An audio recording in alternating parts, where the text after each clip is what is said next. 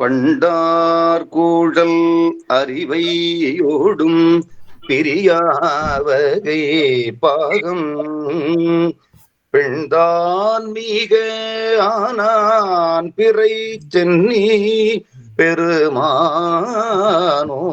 தண்டாமரை மலராடூரை தவளம் நேடு மாடம் விண்தாங்குவ போலும் மிகு வேணு பூர மதுவே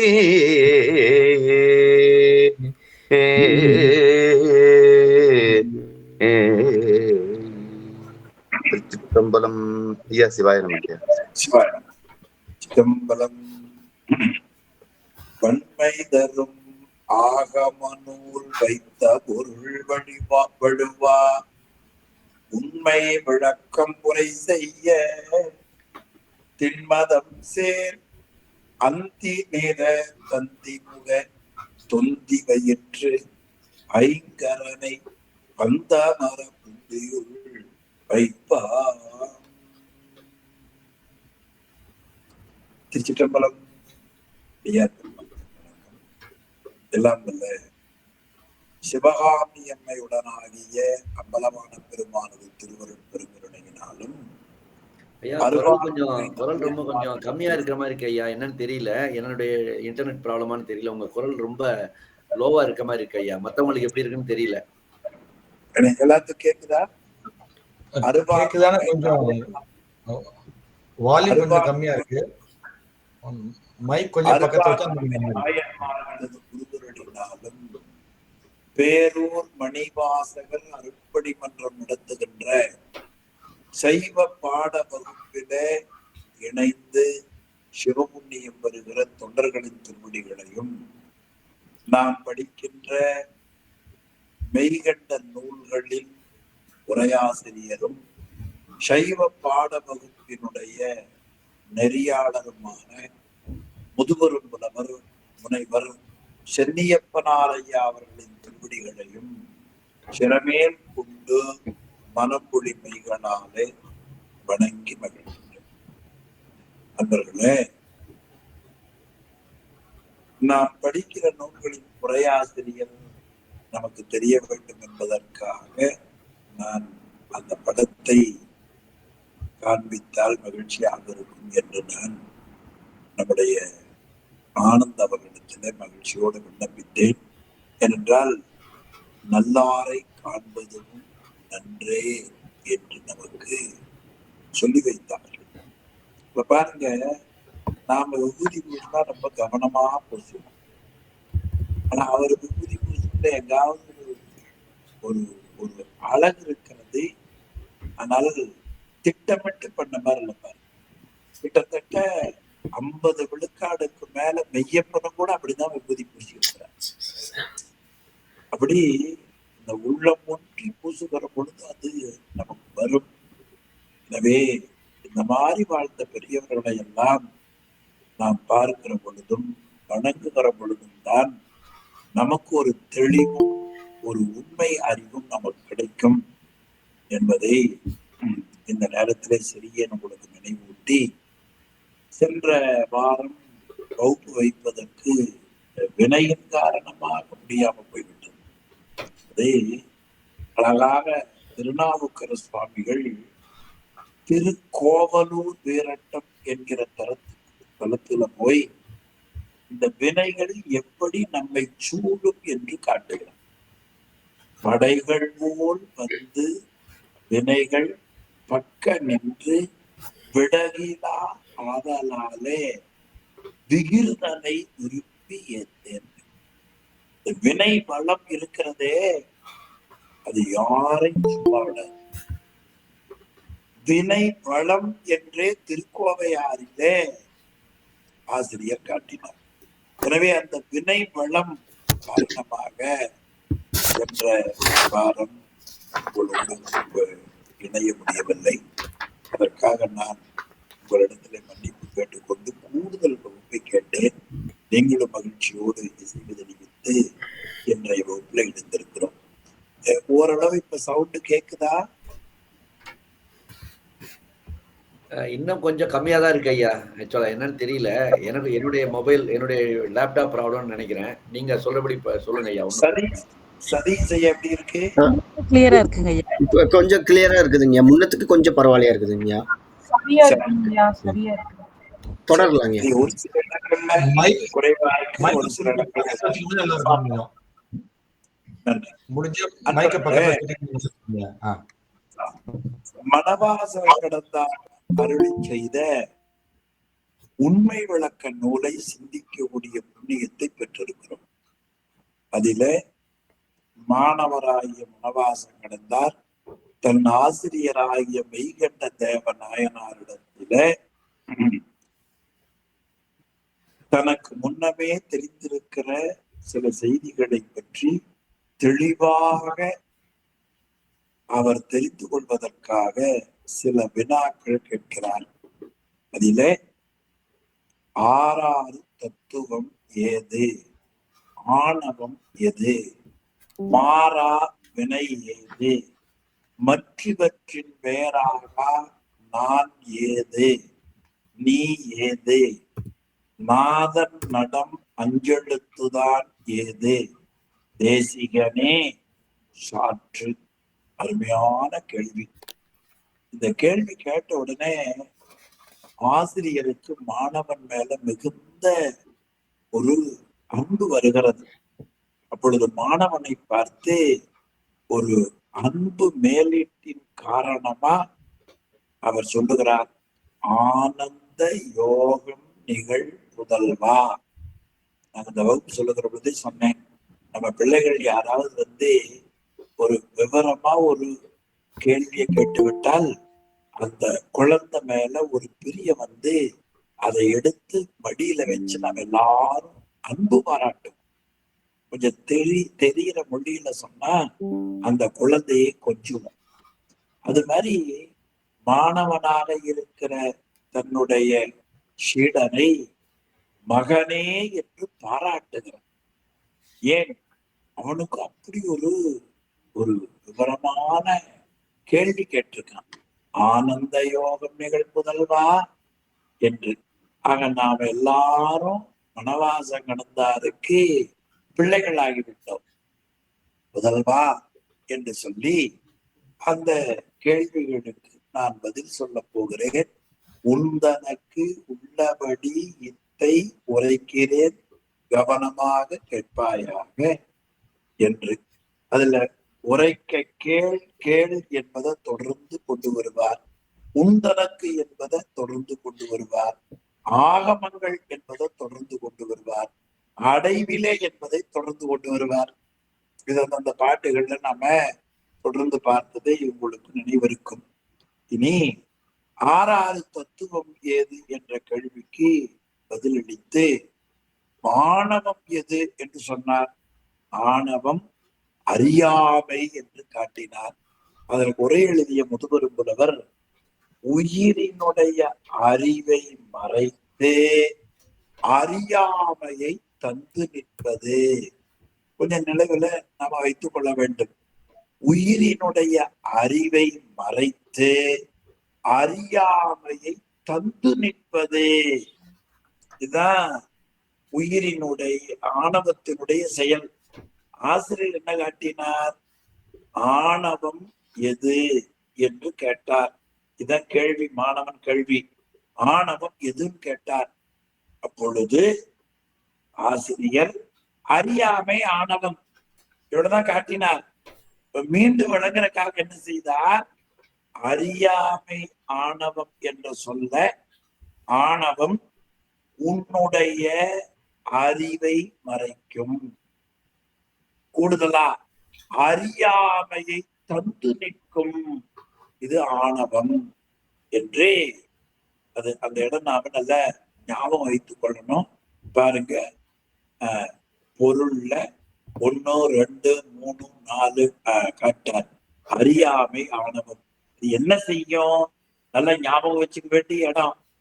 ஆன்மாவின், நம்முடைய உயிரின் அறிவை, சத்தம் கேட்கல அப்படின்னு நம்ம சொல்றோமா இல்லையா? அது மாதிரி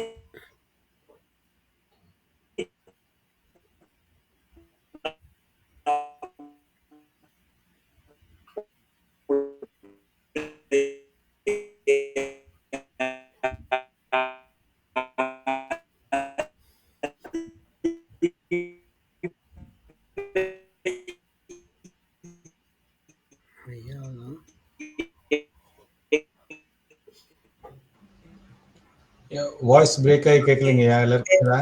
இல்ல ஆமாங்க கேட்கல. ஆமாங்க கேட்கலைங்க. ஆமா கேட்கலீங்க. ஒலி கேட்கலைங்க. கேட்கலைங்க ஐயா, வாய்ஸ் பிரேக் ஆகுது. கேட்கலைங்க.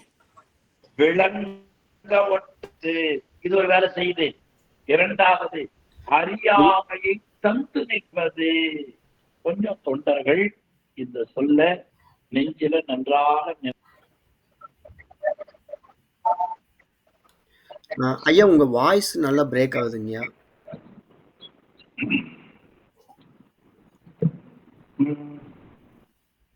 இன்டர்நெட் சிக்கல் இருக்க மாட்டேங்குதுங்கய்யா. ஐயா மிகு நெட் வீடியோ சரியாதான் இருக்கு, ஃபுல்லா இருக்கு.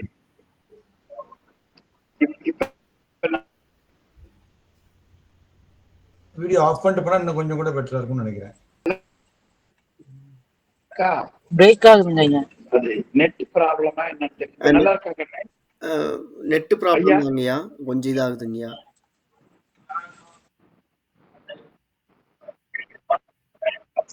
நெட் ப்ராப்ளம் தான் தெரியுது, ஃபுல்லா இருக்கு எல்லாமே.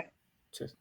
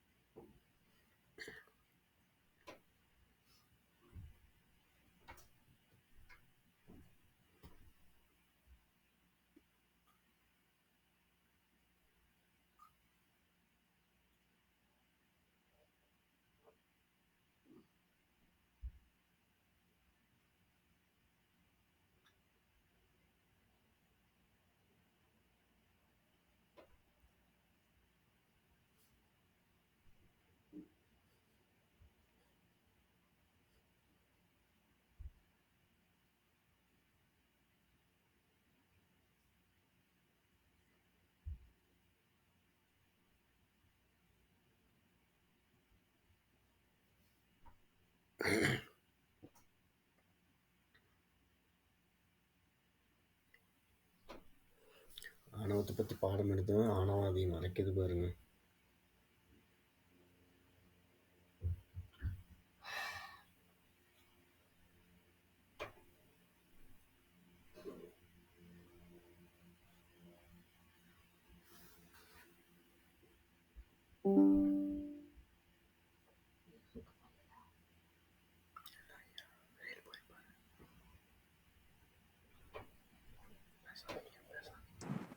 இப்ப கிளியரா இருக்கா பாருங்க. இப்ப நல்லா இருக்குங்கய்யா. சரி, கிளியரா இருக்கியா? ஆக அறியாமை தந்து நிற்பது. அப்ப ஆன்மாவினுடைய அறிவு விளங்க முடியாமல் மறைத்து அறியாமையை தந்து நிற்பது ஆணவம். இது கொஞ்சம் ஞாபகம் வைத்துக்க வேண்டிய ஒன்று. இப்படி இதையெல்லாம் நம்ம சொல்லி முடித்த உடனே பிறகு ஆசிரியர் அவரிடத்துல மாணவர் கேட்கிறார், சுவாமி, ஆறாறு தத்துவமும் ஆணவமும் வல்வினையும் மாறா அருளால் வகுத்து உரைத்தீர். ஆமா, இதுவரைக்கும் மாணவன் பேசவே இல்லை. முதல் பாட்டுல சுத்தவினா வெண்ணை நல்லூர் வித்தகா சுத்தவினா ஐயா நீதான் கேட்டு அருள்னர். அப்படி கேட்டு அருள்னு சொன்ன பொழுது அமைதியான மாணவர் வல்வினை சொல்ற வரைக்கும் ஒண்ணு சொல்லல. ஆசிரியரே தான் ஒவ்வொன்னா சொன்னார்.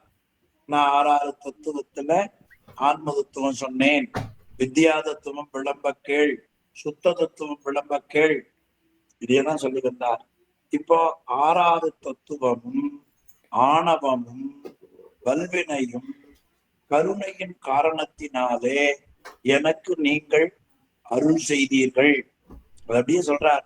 ஆறாறு தத்துவமும் ஆணவமும் வல்வினையும் மாறா அருளால் வகுத்துரைத்தீர்.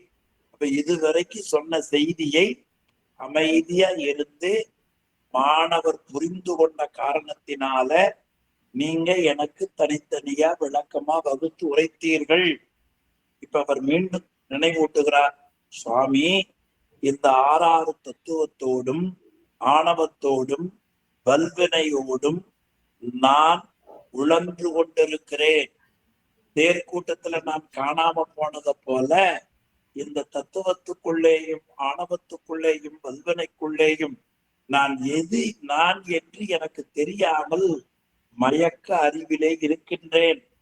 அதனால் இந்த 6 தத்துவம் ஆணவம் வல்வினையோடு வேறாக என்னை எனக்கு அறிய காட்டீர். என்னை எனக்கு அறிய காட்டீர் என்று கேட்டார். அப்ப 6 தத்துவம் ஆணம் வல்வினையும் மாறா அருளால் வகுத்துரைத்தீர். இவை கண்டேன் முன்னறிய தேசிகனே, என்னை எனக்கறிய காட்டீர் என்று கேட்டார். உடனே அதற்கு பதில் சொன்னார். அடுத்த பாட்டு, நன்றா உரைக்க கேள். நான் நன்றாக சொல்லுகிறேன், இன்னொன்று உரைக்கிறேன், நன்றாக கேள், கவனமாக கேட்டுக்கொள். உலகத்துல 2 பொருளை பிரித்தார்கள். ஒன்று அறிவுடைய பொருள், இன்னொன்று அறிவற்ற பொருள். அறிவுடைய பொருளை தத்துவ நூல்கள்ல சித்து என்று சொல்லுவார்கள்.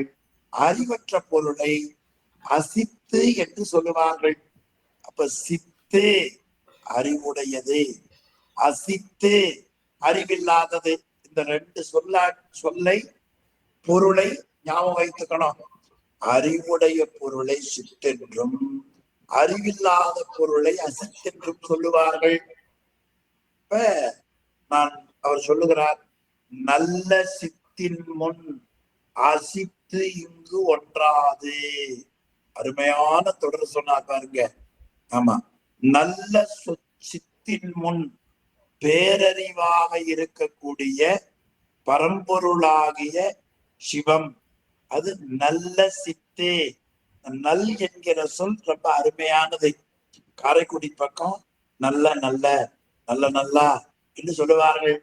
ஞானசம்பந்த பெருமான் ஆசரு நல்ல நல்ல அவை நல்ல நல்ல என்று சொல்லுவார். அதுக்கு என்ன பொருள் கேட்டீங்கன்னா, யாருக்கு நீ அடிமையாக வேண்டும் என்று உணர்ந்து நீ அடிமையாக இருக்கிறாயோ அப்பொழுது உனக்கு எல்லாம் நல்லதுதான் என்று அதற்கு பொருள். அது மாதிரி இங்கே நல் சிவம் நல் சக்தி என்று சுத்த தத்துவங்களை பற்றி சொல்லுகிற பொழுது 20வது பாடல்ல நல் சிவம் நல் சக்தி என்று காட்டினார். அந்த நல்ல அப்படியே கொண்டு வந்தார் பாருங்க. நல்ல சித்து அப்படின்னா முற்றறிவுடைய இறைவன், அத நல்ல சித்து. அந்த முற்றறிவுடைய சிவன் அசித்து இங்கு ஒன்றாது. அறிவற்ற பொருள்கள் அந்த நல்ல முற்று உணர்வுடைய சிவத்தின் முன் விளங்கி தோன்றாது. நல்ல சித்தின் முன் அசித்து இங்கு ஒன்றாது. ஆக முற்றும் உணர்ந்த சிவம், அறிவுடைய முற்றறிவுடையவர், அவர்கள் முன் அறிவற்ற பொருள்கள் விளங்கி தோன்றா. சரி, சித்து அசித்தை ஓராது. சித்து அந்த முற்றும் அறிவுடைய பொருளாகிய இறைவன் அசித்தை ஓராது. அறிவில்லாத பொருள்களை ஒன்றொன்றாக பகுத்து அறிய வேண்டியதில்லை. எல்லாவற்றையும் அவர்தான் கலந்தும் கடந்தும் இருக்கிறார். எனவே அது செய்யாது. அப்ப என்னாச்சு? அறிவுடைய பொருள் அறிவற்ற பொருள் அறிவுடைய பொருள் முன் விளங்கி தோன்றாது.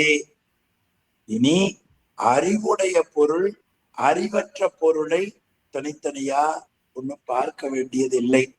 அறிவுடைய பொருள் எது? சிவம். முற்றறிவுடைய பொருள் அப்ப பரமசிவனாக இருக்கக்கூடிய முற்றறிவை உடைய சிவம் அறிவற்ற அவர் முன்பு அறிவற்ற பொருள்கள் தோன்றா, அசித்து. அப்ப நல்ல சித்தின் முன் அசித்திங்கு ஒன்றாது. சரி, எல்லாவற்றையும் உணர்ந்த பரம்பொருளாகிய சிவமும் சித்தும் அசித்தை ஓராது. அறிவில்லாத பொருள்களை ஒன்றொன்றாக பகுத்து அறியாது. இதை சிந்தித்து பார்த்தால் நின்று இவற்றை எவற்றை அறிவுடைய பொருளாகிய சிவத்தையும் நல்ல சிவத்தையும் முற்றறிவுடைய சிவத்தையும் அறிவில்லாத பொருளாகிய அசித்தையும் அன்றே பகுத்து அறிவது ஆன்மா. இது அறிவுடைய பொருள், இது அறிவற்ற பொருள் என்று பகுத்து அறிவது ஆன்மா. அப்ப ஆன்மா என்பது என்ன பொருள்? ஆன்மாவாகிய நீ யார் தெரியுமா? அறிவில்லாத பொருள்களோடு சேர்ந்து அறியாமையை பெற்றும் திருவருளாகிய முற்றறிவோடு சேர்ந்து அறிவை பெற்றும் அங்க அறியாமையை பெற்றும் இங்க அறிவை பெற்றும் நிற்பது ஆன்மாவாகிய நீ என்று மறை குன்றாமல் போதும். குன்றாமல்னா விளக்கி அது உனக்கு சொல்லும், விளக்கி அது உனக்கு சொல்லும் என்று ரொம்ப இந்த பகுதி ரொம்ப நல்ல அருமையான பகுதிங்க. இது உலகத்துல அறிவுடைய பொருள் எது, அறிவற்ற பொருள் எது என்று கூறுகிற இடம். ஆக அறிவுடைய பொருள் இறைவனும் உயிரும் தான். அறிவற்ற பொருள் இறைவன் உயிரை தவிர எல்லாமே. அப்ப இறைவனும் உயிரும் அறிவுடைய பொருள்னா ரெண்டு ஒன்றல்ல. அது தானே அறியக்கூடிய அறிவுடையது, இது அறிவித்தால் அறியக்கூடிய அறிவுடையது. ஆனால் வடமொழியில அது பரமான்மா, இது சீவான்மா என்று எளிமையா காட்டினார்கள்.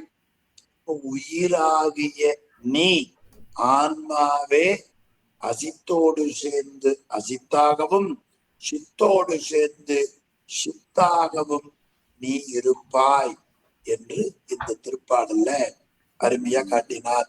அது தெளிவா உரையாசிரியர் காட்டுகிறார். எது போலன்னா, அதாவது இந்த உலகம் உடல் முதலியவை அறிவற்றன. உலகம் உடல் இந்த ரெண்டு எல்லாருக்கும் தெரியும். நம்முடைய உடம்பு இந்த உலகம், இதுக்கு அறிவு கிடையாது. எவ்வளவு பெரிய உண்மை பாருங்க, நல்ல நினைவில் கொள்ள வேண்டியது. இந்த உலகமும் உடலும் சூரியன் முன்னால விளக்கு ஒளி விளங்கி தோன்றாது. சூரிய வெளிச்சம் வந்தா எல்லா பொருளும் தெரிகிறது. சூரிய ஒளி இல்லாத பொழுது இருட்டாக இருந்தா ஒரு விளக்கேற்றி வைக்கிறோம், அந்த விளக்கு கொஞ்ச தூரம் தான் தெரியும். சூரிய ஒளி வந்து விட்டால் விளக்கொளி அதிலே அடங்கி போய்விடும். அதை போல இறைவன் முன்பு உலகம் உடல் முதலியவைகள் இயல்பாக அறியலாமே தவிர இது ஒன்றொன்றாக சுற்றி அறிய வேண்டியது இல்லை. ஆன்மாதான் உடல் முதலிய கருவிகளோடு சேர்ந்து உலகத்தில் வாழுகிற பொழுது உலக பொருள்களை அறிந்து சிற்றறிவுடையதாக இருக்கும். அதே ஆன்மா இறைவனை சார்ந்த பொழுது முற்றறிவுடையதாக இருக்கும். ஆமா, அப்ப ஆன்மா எது என்றால் உலக பொருள்களோடு சேர்ந்து சுற்றறிவே, இறைவனோடு சேர்ந்து பேரறிவு. இப்ப நாம வாழ்க்கையில உலக பொருள்களோடு சேர்ந்து வாழ்ந்து இருந்து விட்டோம். இப்ப அவங்க என்ன சொல்றாங்க, உலக பொருள்களோடு நீங்க மகிழ்ச்சியா வாழ்ந்தீர்கள் அல்லவா, இவையெல்லாம் சிற்றறிவுடைய வாழ்க்கை. இப்ப நாம் அதை தாண்டி என்ன வாழ்க்கையை பெறப்போகிறோம்? பேரின்பமாகிய இன்பத்தை பெறுவதற்கு பேரறிவுடையதாக நாம் மாற வேண்டும். அதற்காக இந்த நூலை படித்திருக்கிறோம். அப்ப ஆன்மா சார்ந்ததன் வண்ணமாக இருக்கும். எதை சாருகிறதோ அதை பெற்று விடும். இதைத்தான் சார்புணர்ந்து சார்புகட ஒழுகின் மற்றை சார்தரா சார்தரு நோய் என்று வள்ளுவ பேராசான் காட்டுவதை எண்ணி பார்க்க வேண்டும். இந்த கருத்தை சிவஞான போத நூற்பா 7ஆம் நூற்பா தெளிவாக காட்டுகிறது. சிவப்பிரகாசத்துல உமாபதி சிவம் திருவருட்பயன்ல மிக அருமையா காட்டுகிறார். அது சிவஞான போத நூற்பாய் எழுதியிருக்கிறார். யாவையும் சூனியம் சத்து எதிராகலின் சத்தே அறியாது, அசத்து இலதறியாது, இருதிறன் அறிவுள்ளது. இந்த இருதிறன் அறிவுள்ள என்பதைத்தான் நின்று இவற்றை அன்றே பகுத்து அறிவது ஆன்மா. இந்த வெண்பாவுல ஆசிரியர் காட்டுவது உலகத்தில அறிவுடைய பொருள், அறிவற்ற பொருள். அறிவுடைய பொருள் முற்றறிவுடையவர் இறைவன். அறிவற்ற பொருள் இந்த உடம்பு, உலகம் ஆகியவை. எனவே அறிவுடைய பொருளாகிய இறைவன் முன்பு அறிவற்ற பொருள்கள் விளங்கி தோன்றா. எதை போல? சூரிய வெளிச்சத்தின் முன்பு விளக்கொளி விளங்கி தோன்றாததை போல உலகப் பொருள்கள் இறைவன் முன் விளங்கி தோன்றாது. இனி இறைவனும் இந்த உலகப் பொருள்களை ஒன்றொன்றாக பார்க்க வேண்டாம், ஒரே மாதிரி அவன் அறிவான். எனவே அந்த இறைவனும் அசித்தை சேர வேண்டிய நிலை இல்லை. இந்த இரண்டுக்கு நடுவில் நிற்பவர் ஆன்மா நீதான். நீதான் அறிவற்ற பொருளோடு சேர்ந்து அறிவற்றவனாகவும், அறிவுடைய பொருளோடு சேர்ந்து அறிவுடையவனாகவும் நீ இருப்பாய். அன்றே பகுத்து அறிவது ஆன்மாவே என்று காட்டுகிறார். இப்ப நாம் இன்னைக்கு நம்மை பற்றி தெரிந்து கொண்டோம். நாம் என்பது என்ன? இந்த உடம்பல்ல, உடம்புக்குள்ள இருக்கிற உயிர். அந்த உயிர் கண்ணுக்கு தெரியாது, கருவிகளாலும் காண முடியாது.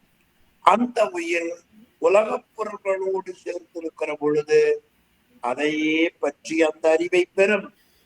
அந்த அறிவு சிற்றின்பமுடையது என்று ஆய்ந்து அறிந்த பின் பேரின்பமாக இருக்கிற முற்றறிவை சேர முயலும். அப்படி முற்றறிவை பெறுவதற்கு தகுதியுடையதும் சிற்றறிவை பெற்று சீரழிவதும் ஆன்மாவாகிய நீதான் என்று அருமையா காட்டியிருக்கிறார். அதுல கீழே பாத்தீங்கன்னா யாவையும் சூனியத்துக்கு மேல காமிங்க கொஞ்சமா. சித்து அறிவுடையது, அசித்து அறிவில்லாதது. ஆமா, அநேகமா புத்தகம் கிடைத்திருந்தால் இதை மட்டும் அடிக்கோடு போட்டுருங்க. சித்து அசித்து இந்த ரெண்டு இந்த பாட்டுல முக்கியம். சித்து அறிவுடையது, அசித்து அறிவில்லாதது. இதே போல இன்னொரு சொல் வரும், சத்து அசத்து என்று பின்னால வரும். அப்ப நம்ம பாத்துக்குவோம். இப்பவே ரெண்டையும் நான் வாங்குற சிரமப்பட வேண்டாம். சித்து அறிவுடையது, அசித்து அறிவில்லாதது. எனவே சித்தோடு சேர்ந்து சித்தாகவும் அசித்தோடு சேர்ந்து அசித்தாகவும் இருக்கக்கூடிய தன்மையுடையது எது? ஆன்மாவாகிய நீ என்று காட்டினார். இனி அடுத்த பாட்டு தத்துவங்களின் இயல்பு. நியாயமா தான் நான் படிக்கணும்னு நினைக்கிறேன். சென்ற வகுப்புல இது வரைக்கும் சொல்லி வந்தேன். ஆமா, தத்துவங்களினுடைய இயல்பு என்ன? வித்தியாசத்துவங்களை வித்தியாசத்துவங்களை சொல்லுகிற பொழுது சொல்லுங்க. 20 பாடல் வரைக்கும் பாத்துருக்கிறீங்க போன வகுப்புல. 20 தான் பார்த்தோமா? ஆமாங்க. மன்னிக்கும். 21 நான் சொல்லணும் இல்லையா? ஆமாங்கய்யா. மன்னிக்கும். சரி, அப்ப 20வது பாடல் இடையில சொல்லிட்டேன். 20 மறுபடியும் வந்துட்டு அங்கிருந்து சொல்லிட்டு வந்துடுறேன். ஒரு பாடல் மட்டும்தான் உங்களுக்கு சொல்லாம போச்சு. சரி, 20வது பாடல் வித்தியா தத்துவங்கள் 7 விளம்பினோம், சுத்தமாம் தத்துவங்கள் சொல்ல கேள். வித்தியா தத்துவங்கள் 7 விளம்பினோம், சுத்தமாம் தத்துவங்கள் சொல்ல கேள். நித்தமாம் சுத்த வித்தை, ஈஸ்வரம், பின் சொல்லும் சதாசிவம், நல் சக்தி, நல் சிவம். அதாவது வித்யா தத்துவங்கள் 7ஐயும் நான் உனக்கு விளக்கமாக சொன்னேன். 17, 18, 19 3 பாடல்கள்ல வித்யா தத்துவங்கள் இவை, அவையினுடைய செயல்பாடு, அதை விளம்பினோம். நான் இப்பொழுது சுத்தமாம் தத்துவங்கள் சொல்லுகிறேன், கேட்பாயாக. அவைகள்தான் அது என்னன்னு தெரியுமா? நித்தமாம் சுத்த வித்தை, என்றும் நிலையாக இருக்கக்கூடிய சுத்த வித்தை. 2 ஈஸ்வரம், 3 பின் சொல்லும் சதாசிவம், 4 நல் சக்தி, 5 சிவம். நல் சிவம், நல் சக்தி கான் என்று சொன்னார். ஆக நல்ல சக்தி, நல்ல சிவம். புலன சொல்லுகிற பொழுது கள்ளப்புலன் காட்டினார். வித்யா தத்துவங்களை சொல்லுகிற பொழுது தீதரவே வித்யா தத்துவங்கள்னார். சிவத்தை சொல்லுகிற பொழுது நல் சக்தி, நல் சிவம். நான் உங்களுக்கு இந்த பாட்டு நடத்திட்டு கொஞ்சமா சொல்லிட்டு போயிட்டேன். நல் சிவம், நல் சக்தி. இப்ப 21வது பாட்டுல சுத்த தத்துவங்களின் தன்மை நேற்று சொல்லுகிற பொழுதே சொன்னேன். அதாவது உயிர்களுக்கு அறிவு, இச்சை, செயல் ஆகியவை இயல்பாக இருப்பவைதான். ஆனாலும் கூட ஆணவ மலத்தின் காரணமா இவை மறைக்கப்பட்டிருக்கிறதே. அப்படி மறைக்கப்பட்டிருக்கிற தடையை நீக்குவதற்கு இறைவன் மாயை, சுத்த மாயையிலே இருந்து சுத்த தத்துவங்களை கொடுத்தான். அப்படி சுத்த தத்துவங்களின் மூலமாக உயிருக்கு இச்சை, ஞானம், கிரியை மறைக்கப்பட்டிருக்கிற மறைப்பை நீக்குவதற்கே நிலைக்களமாக இருப்பது சுத்த தத்துவம். சுத்த மாயில இருந்து தோன்றிய சுத்த தத்துவம். அப்படி தொழிற்படுகிற பொழுது சுத்த மாயையில இருந்து தோன்றிய சுத்த தத்துவம் தொழிற்படுகிற பொழுதே இச்சை ஒரே தன்மையாக இருக்கும். இச்சை ஒரே தன்மையாக இருக்கும். அறிவும் செயலும் கொஞ்சம் மாறுபடும். அந்த முறையில சிவம் அறிவுமயமாக அறிவை கொடுக்கும். சக்தி கிரியை மயமாக இருந்து கிரியை கொடுக்கும். அடுத்து சாதாக்கியம் 2 சமமாய் இருக்கும். அடுத்து ஈஸ்வரம், கிரியை மிகும், ஞானம் குறையும். அடுத்து சுத்த வித்தை, ஞானம் மிகும், கிரியை குறைந்திருக்கும். இதை 21வது பாடல் பாருங்க. சுத்த வித்தை ஞானம் மிகும். 5 சுத்த தத்துவங்கள்ல 1 சிவம், 2 சக்தி, 3 சாதாக்கியம், 4 ஈஸ்வரம், 5 சுத்த வித்தை. இது சிவத்திலிருந்து மேல இருந்து கீழே வந்தா. கீழிருந்து போனீங்கன்னா சுத்த வித்தை, ஈஸ்வரம், சாதாக்கியம், சக்தி, சிவம். இதுல ஆசிரியர் கீழிருந்து காட்டுகிறார். என்ன 20வது பாடலையும் தத்துவங்களை சொல்லுகிற பொழுது முதல்ல சுத்தவத்தையத்தான் சொன்னார். அதை அப்படியே காட்டுகிறார். 21வது பாடல் பாருங்க. சுத்த வித்தை ஞானம் மிகும். சுத்த வித்தை ஞானம் மிகும். நல்லா ஞாபகம் வச்சுக்கணும். அதாவது இறைவனை சொல்லுகிற பொழுது நிறைவு என்று சொன்னால் குறைவு ஏதோ ஒரு காலத்திற்கு ஆய்விடும். அதனால அவர் சொன்னார்கள் குறைவிலா நிறைவே. ஒரு குடம் தண்ணி நிறைஞ்சிருச்சுன்னா என்ன அர்த்தம்? நிறையாத காலம் ஒன்று உண்டு. இப்ப நிறைவுன்னு சொன்னீங்கன்னா நிறையாத காலம் ஒன்று உண்டு. ஒருத்தர் வீட்டுக்கு வர்றார், சாப்பிடுறோம், நல்லா சாப்பிட்டீங்களான்னு கேட்கிறோம். நிறைவு நிறைவு நிறைவு சொல்றோம். அப்ப என்ன அர்த்தம்? சாப்பிடுறதுக்கு முன்னால குறைவா இருந்தது. அப்ப இறைவனுடைய பரத்துவத்துக்கு இழுக்கு. எனவே குறைவிலா நிறைவினார். அந்த உரையை வைத்துக் கொண்டு இங்க வாங்க. சுத்த வித்தை ஞானம் மிகும். இப்ப ஞானம் மிகும்னா என்ன அர்த்தம்? இன்னொன்னு குறைந்திருக்கும்னு அர்த்தம். ஞானம் மிகும் தான் பாட்டுல இருக்குது. பாட்டை கம்மிங்க. ஞானம் மிகும் தான் பாட்டுல இருக்கு. ஞானம் மிகும்னா இன்னொன்னு குறைந்திருக்கும். என்ன குறைந்திருக்கும்? கிரியை குறைந்திருக்கும். இப்போ இச்சை ஞானம் கிரியை மூன்றும் ஆன்மாவுக்கு விளக்கமாக தெரியாமல் ஆணவமலம் மறைத்திருக்கும். மறைத்திருக்கிற இந்த மூன்றையும் விளங்குவதற்காக உதவி செய்வது சுத்த மாயையிலே இருந்து தோன்றிய தத்துவங்கள். அது 5. அதுல கீழே முதல்ல சொல்லுவது சுத்த வித்தை. அதில் ஆன்மாவுக்கு இச்சை ஒரே மாதிரி இருக்கும். இனி சுத்த வித்தையில ஞானம் மிகும் என்றால் இச்சை ஞானம் கிரியில இச்சை ஒரே மாதிரி இருந்தா ஞானம் மிகும் என்று சொன்னால் கிரியை குறைந்திருக்கும். இந்த சிந்தனையோட அடுத்தது போங்க. தொன்மையாம் ஈஸ்வரன் தான் அத்தன் தொழில் அதிகம். பழமையாக சொல்லக்கூடிய ஈஸ்வரத்துல தொழில்னா கிரியை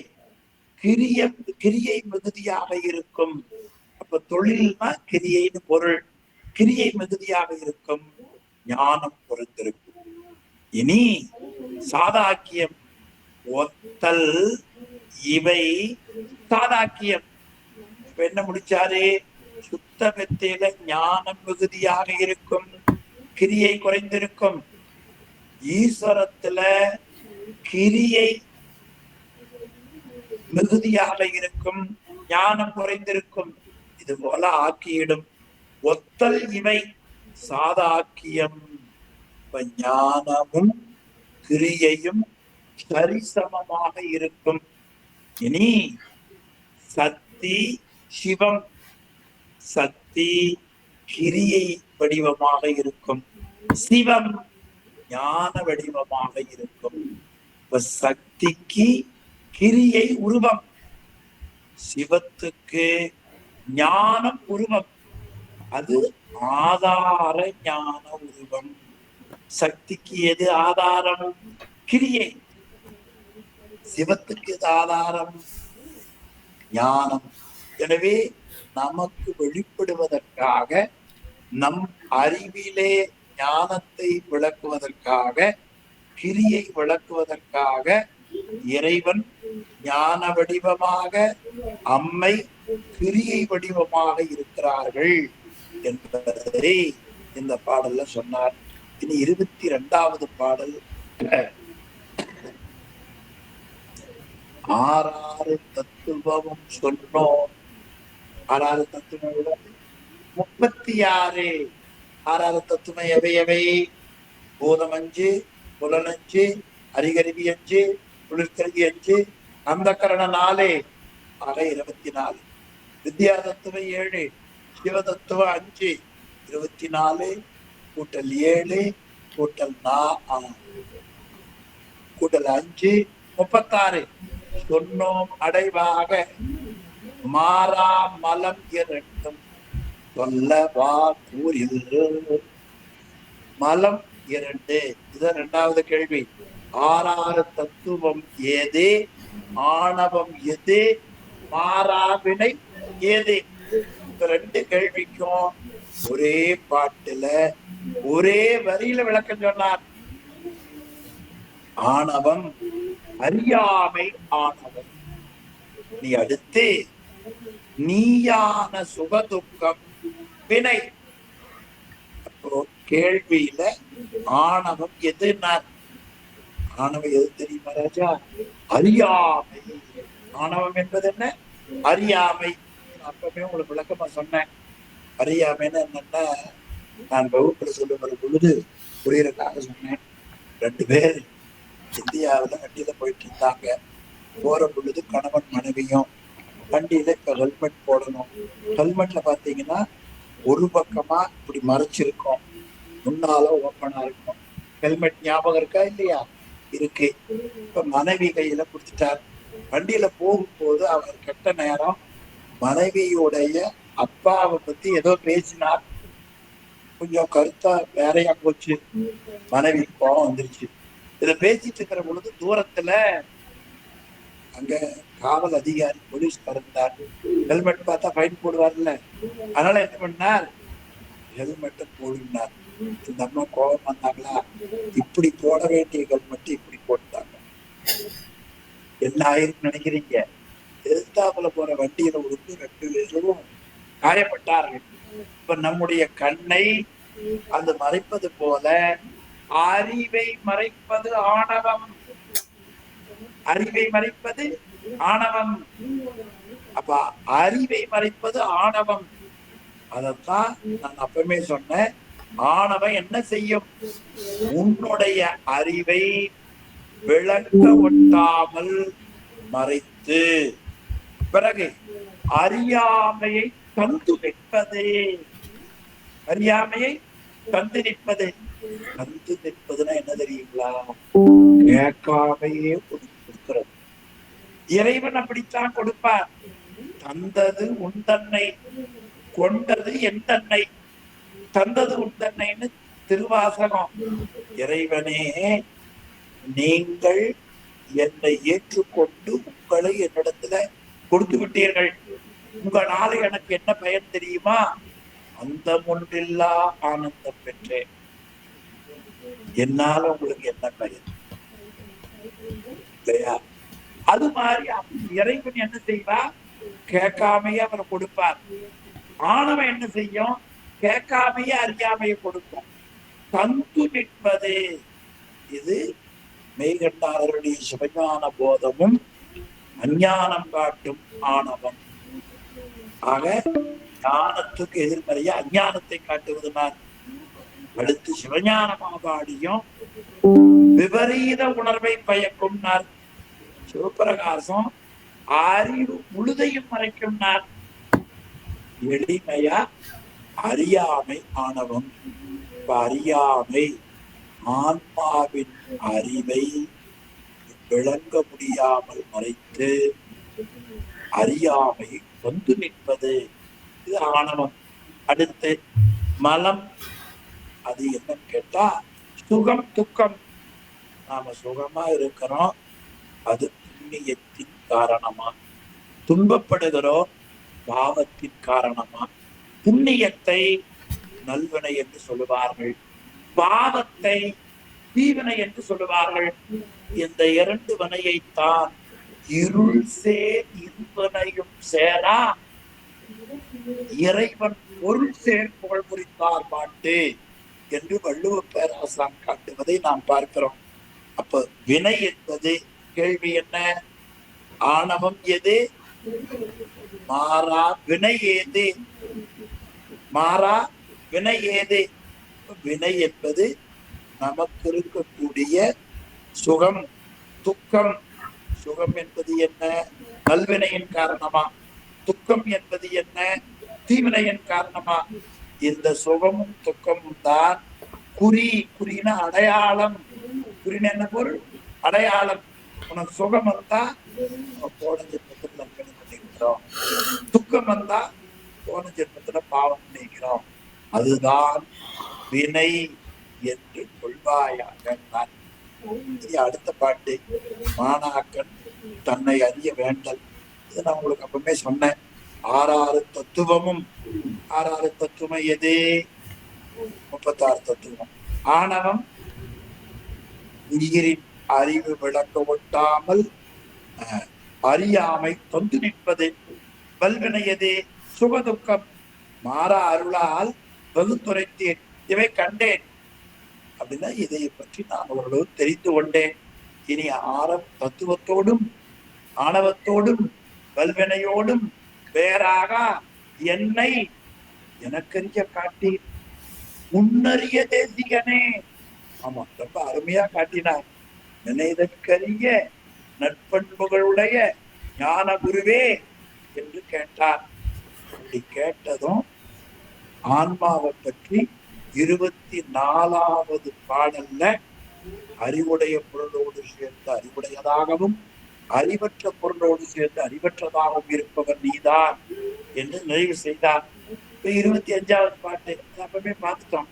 25வது பாட்டு தத்துவங்களின் இயல்பு. இப்ப இந்த தத்துவங்களோடு நீ இருக்கிறாய், அதனுடைய இயல்பு என்ன தெரியுமா என்று அருமையா காட்டுகிறாங்க. நல்ல பகுதி. என்ன சொல்றா? தத்துவங்கள் ஆறாரும் தம்மை தாம் என்று அறியா. தத்துவங்கள் ஆறாரும் தம்மை தாம் என்று அறியா. இப்ப நமக்கு ஆறாறு தத்துவங்கள்ல அறிகறிவு கண் இருக்கிறது. கண் நான் தான் கண்ணுன்னு தெரியாது. ஏன்? அதுக்கு அறிவில்லை. காதுக்கு நாம் தான் காது என்று தெரியாது. இப்பதான உலகம் உடல் அறிவற்றனன் 24வது பாடல்ல பார்த்தோம் இல்லையா? ஆக 36 தத்துவங்கள் ஆறாரும் தம்மை தாம் என்று அறியா. எத்தன்மை எனில் அது எது போல தெரியுமா? நான் விளங்குவதற்காக ஒரு உண்மை சொல்லுகிறேன், இயம்புகிறேன். இயம்ப கேள். சுத்தமாம் தூய்மையா இருக்கக்கூடிய 6 சுவையும் சாப்பிடுகிற பொருளை சொன்னா ஞாபகம் வச்சுக்கலாம். அதனால வனவாசம் கிடந்தார், நீ சாப்பிடுகிற பொழுது சுவையோடு சாப்பிட வேண்டும். 6 சுவை என்னென்ன? இனிப்பு, கசப்பு, உவர்ப்பு, துவர்ப்பு, புளிப்பு, கார்ப்பு இல்லையா? காரம். இப்ப இனிப்பு, கசப்பு, உவர்ப்பு, புளிப்பு, துவர்ப்பு, கார்ப்பு, இந்த 6 சுவையும் தம்மைத்தாம் அறியா. அதை போல ஊரில் அவை இவை போல கொள். எப்படி நீ சாப்பிடுகிற சர்க்கரையோ காரமாயிருக்கிற மிளகாயோ தம்மை அறியாதோ அதை போல. அப்ப அதை எப்படி தெரிந்து கொண்டோம் நாம்? இது காரம், இது இனிப்பு, இது புளிப்பு, எப்படி தெரிந்து கொண்டோம்? அடுத்த பாட்டுல சொல்லுகிறார். எளிமையான பாட்டு, 26வது பாட்டு. 6 சுவை அருந்தி. அப்ப 6 சுவை டேபிள்ல அரிசியா வச்சிருக்கு. யாரா ஒருத்தர் இந்த சுவைக்கு வேறாக நிற்கக்கூடிய ஒருவர் அருந்தி அதை சுவைத்து பார்த்து இது இனிப்பு, இது புளிப்பு, இது துவர்ப்பு என்று சொன்னால் அதை தெரிந்து கொள்வோம். அதை போல வேறு ஒருவன் கூறியிடும் மேன்மை போல் ஆறாரும் ஒன்று ஒன்றா நாடி உணர்ந்து 36 தத்துவங்கள்ல ஒன்று ஒன்றா நீ ஆராய்ந்து பார்த்து நாடி உணர்ந்து போதில் அதில் பெறுவாய், அறிவாய். ஆக ஒவ்வொரு தத்துவமும் நீ ஒருவர் தெரிந்தவர் சொல்ல அதை கேட்டு ஓ இந்த தத்துவம் இது, இந்த தத்துவம் இது, இந்த தத்துவம் இது என்று ஆராய்ந்து பார்த்து நீ அதை அறிந்து கொள்ள தகுதி உடையவன். அப்படி அறிந்து கொள்ள தகுதி உடையவனாக இருக்கிற நீதான் அந்த கருவிகளின் வழியாக நன்மை அடைய போகிறாய். எனவே ஆராய்ந்து பார்த்தால் எல்லா பொருளுக்குள்ளேயும் நின்ற பொருள் நீதான் காண். அப்ப உணர்ந்து அறியக்கூடிய பொழுது அதற்குள்ளே இருந்து அறியும்படியாக நின்ற பொருள் ஆன்மாவாகிய நீதான். இந்த பாடல் என்ன காட்டுறார்? சத்தோடு சேர்ந்த சத்தாகவும் அசத்தோடு சேர்ந்து சத்தாகவும் இருக்கிற சதசத்து ஆன்மாதான். தத்துவங்கள் ஒன்றை ஒன்று தாம் அறியாதே. தத்துவங்களை ஒன்றொன்றாக தெரிந்தவர்கள் சொல்ல கேட்டு ஆராய்ந்து ஒன்றொன்றையும் நீ பகுத்து ஆராய்ந்து பார்த்தால் அந்த தத்துவங்களுக்குள்ளே இருந்து நீ அறிகிறாய் என்பதை உணர்வாயாக. அதற்கு மேற்கோளா 6 சுவையும் காட்டினார். அது கீழே 2வது பத்தி காமிங்க. 6 சுவை அறிவற்றன. நல்ல பகுதி. அவற்றை நுகர்வோன் அறிவுடையவன். ஆறு சுவையும் அறிவற்றன. அவற்றை அனுபவிக்கிற ஒருவன் இது இனிப்பு, இது புளிப்பு, இது காப்பு, இது துவர்ப்பு, இது உவர்ப்பு என்று சொல்லுகிறவன் அறிவுடையவன்.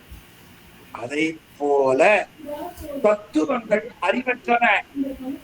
அவற்றோடு சேர்ந்து இது என்னென்னது என்று பகுத்து அறியக்கூடிய ஆன்மா அறிவுடையது. எனவே 6 தத்துவங்களையும் உனக்கு ஒருவர் சொல்ல நீ ஒன்றொன்றாக தெரிந்து கொண்டு இது இது என்ன தன்மை உடையதே என்று உணர்ந்து அறிவாய். அதற்குள்ள நின்ற பொருள் நீதான். இதுதான் என்னை எனக்கு அறிய காட்டீர் என்பதற்கான பதில் என்று உங்களுக்கு நினைவூட்டி, இனி அடுத்த கேள்வி, மற்றவற்றின் பெயராக நான் ஏது நீ ஏது? இறைவனை பற்றி வினவுகிறார். இறைவன் உயிர்களோடு 3 தன்மையில இருக்கிறார். ஒன்று, இறைவன் உயிர்களோடு ஒன்றாய் இருப்பான், வேறாய் இருப்பான், உடனாய் இருப்பான். இங்க வேறாய், ஒன்றாய், உடனாய் காட்டுகிறது. 3 தெரிந்து கொள்வோம். எல்லா உயிருக்குள்ளேயும் எல்லா பொருள்களோடும் கடவுள் கலந்தும் கடந்தும் இருக்கிறார். அதனால அவருக்கு என்ன பேரு? கடவுள் என்று பெயர். கடன்னா அறிவுடைய பொருள்களோடும் அறிவற்ற பொருள்களோடும் அவன் கடந்திருப்பவன். கட உள் எல்லா பொருள்களோடு உள்ளே இருந்து இயக்குபவன். அப்ப அறிவுடைய பொருள்களோடும் அறிவற்ற பொருள்களோடும் கலந்தும் இருப்பவன், அதை கடந்தும் இருப்பவன். அதனால அவங்க பேரு கடவுள். அந்த 3 தன்மையா மெய்யியல் நூல்ல காட்டினாங்க. ஒன்று, இறைவன் உலக பொருள்களோடு உயிர்களோடு கலப்புத்தன்மையால் ஒன்றாயிருப்பான். சரி, கலந்திருப்பதால இறைவனும் உயிரும் ஒன்றாகாது. நீங்க நாம எல்லாம் ஒரு இணைப்பில் இருக்கிறோம். நாம் எல்லாரும் ஒன்றாக முடியுமா? ரமணியனுடைய அறிவு வேறு, மெய்யப்பன் அறிவு வேறு. ஏன் அறிவு வேறு? கலப்புத்தன்மையில ஒன்றே தவிர பொருள் தன்மையில அறிவால, செல்வத்தால, இல்லையா, வயதால வேறுபாடு இருக்கிறது. அது மாதிரி பொருள் தன்மையால் இறைவன் பேராயிருப்பான். இனி செலுத்தும் தன்மையால் உடனாயிருப்பான். அப்ப உயிர்களை, உலகப் பொருள்களை செலுத்துவதற்கு உடனாக இருப்பான். அப்படி உடனாக இருக்கிற கடவுளே பொருள் தன்மையால் வேறாக இருப்பான். கடவுள் கடவுள் தான், உலகம் உலகம் தான், உயிர் உயிர் தான். இனி கலந்திருக்கிற தன்மையிலே அவன் ஒன்றாயிருப்பான். இந்த 3 வெண்பாக்கள்ல எளிமையா காட்டினார். அதுல ஒன்று வேறாதல். ரொம்ப எளிமையானது. இப்ப கண் வழியா உலக பொருளை பார்க்கிறோம். சூரியன் அங்க இருக்கிறார். சூரியனுடைய ஒளி கண்ணுக்கு என்ன செய்கிறது? கண்ணுக்கு வேறாக நின்று கண்ணுக்கு கண்ணொளியோடு சேர்ந்து பிற பொருளை காட்டுகிறது. எல்லாம் பாருங்க, சூரியனுடைய ஒளி கண்ணொளியோடு சேர்ந்து பிற பொருளை காட்டுகிறது. அதை போல இறைவன் உங்களோடு கலந்திருந்தாலும் உன் அறிவிலே இருந்து அவன் வேறாக இருந்து உனக்கு அறிவு விளங்கும்படியாக செய்வான். இதை 27வது பாடல். குன்றா அருளாலே. குன்றா அருள்னா குறைவில்லாத அருள், மறையாத அருள், மாறாத அருள். கூறி நீர் எதை? என் வடிவு, என்னுடைய வடிவு நீங்கள் கூறினீர்கள். அதனால கேள்வி, என்னை எனக்கறிய காட்டீர், ஒன்றாத நும் உருவம் போதியேன், உங்களுடைய வடிவத்தை எனக்கு சொல்லுங்கள். நான் அதற்கு பதில் நின்று அருக்கண். ஆமா, அருக்கன் என்பது சூரியன். சூரியன் நம்முடைய கண்ணுக்கு வேறாக நின்று, சூரியன் மேல இருக்கிறான், கண்ணொளி இருக்கிறது இங்க. எனவே அருக்கண் கண்ணுக்கு வேறாக நின்று காட்டுமா போல பிற பொருள்களை காட்டுகிறது. அப்படி காட்டுமா போல உனது அறிவில் நன்னி அறிவித்திடுவோம். நாம் வேறாக இருந்து நம் சக்தி வழியாக உனக்கு எல்லாவற்றையும் அறிவிப்பவன் நாம் தாம் என்று இறைவன் வேறாக இருந்து அருள் செய்வதை இந்த பாடல்ல காட்டினார். நீ அடுத்த பாடல்ல இறைவன் ஒன்றாக காட்டுகிறார். அன்றியும் கேள், இது மட்டுமல்ல இறைவனது இன்னும் இருக்கிறது, அன்றியும் கேள், அதை அடுத்த வகுப்பில் சிந்திப்போம் என்று சொல்லி இந்த அளவில் இன்றைய வகுப்பை நிறைவு செய்வோம். சிவாய் திருச்சிற்றம்பலம். ஐயா ஓதவமூர்த்தி ஐயா வகுப்பு நிறைவு செய்தவர்களுக்கு. ஐயா சிவாயனம் ஐயா. சிவாய் சிற்றம்பலம். வாழ்க தணர் வானவரானினம் வீழ்க தன் பூனல் தேந்தனும் ஓங்குக ஆழ்க தீயதெல்லாம் அரநாமமே சூழ்க வையகமும் துயர் தீர்கவே.